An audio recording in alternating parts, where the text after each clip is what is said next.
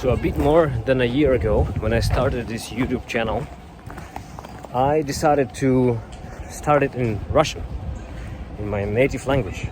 And the reason for that was really that in order to start speaking to the camera, you gotta learn a lot of skills.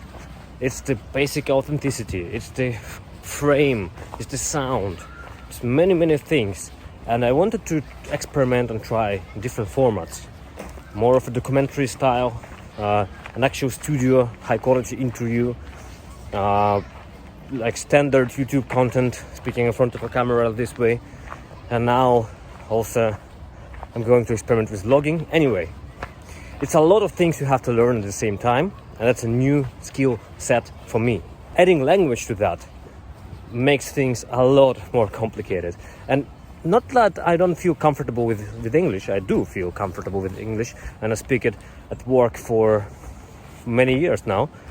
But still, it's like to feel exactly as confident in English in front of a camera wasn't that easy for me. But the thing that I passed that now, and since then I've been lucky enough to get 100,000 total views on the channel and more than 3,000 subscribers. And I recorded over 35 videos on this channel, and I would say that was quite a successful warm-up. Like, I really feel very confident to speak to a wider audience. And those of you who've been telling me, like, when are we going to start doing things in English? Hi. And honestly, it's been a tough decision, sort of, to start it, because I know that there are many people in Russia and in other countries with many Russian-speaking people who benefited from my advice. Every day I'm getting comments with a gratitude for my content and some advice that helped people to get the first job or to progress at the current one, or to just, to get some motivation and energy and, some trust in themselves in order to perceive the career of software developer. But more and more into the business of teaching other people how to progress their careers, I realized one very important thing. My advice is mostly useful for people who are already in this for quite a while. Like, my advice for beginners, honestly, according to my personal opinion, is a little bit naive.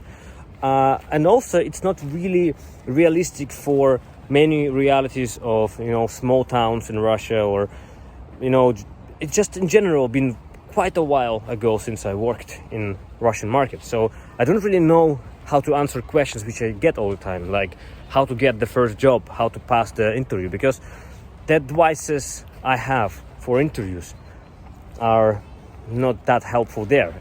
So anyway, I realized, after also teaching some of the courses together with Mr. Maxim Ivanov, hey Maxim, we actually launched a course on React on Russian market, and it's been quite a successful launch, and another one later, and we had a lot of students which we helped to grow in understanding React and developer practices and understanding the world of tech careers. But what we found out, what I really feel right now, is that number one advice that I should give all of the Russian developers is to stop everything and get into English. Start learning English.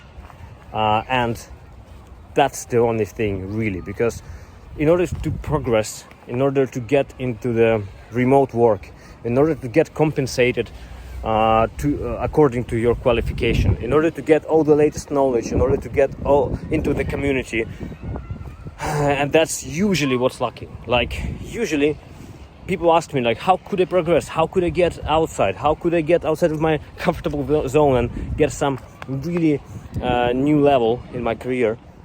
Usually that's the answer. That's the main thing that is lacking.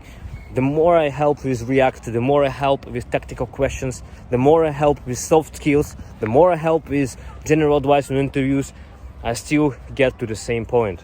English, English, and English. So, maybe this gesture of changing this channel to English and also showing how I myself am going out of this comfort zone would hopefully motivate some people to also stand out of the comfort zone and get to the English speaking world and start practicing it every day, and potentially to get into this international world of engineering. There are many things that I really wanted to share with you, and there are a lot of updates in my personal life that I will share very soon. So that's sort of to drop a little bit of announce out here.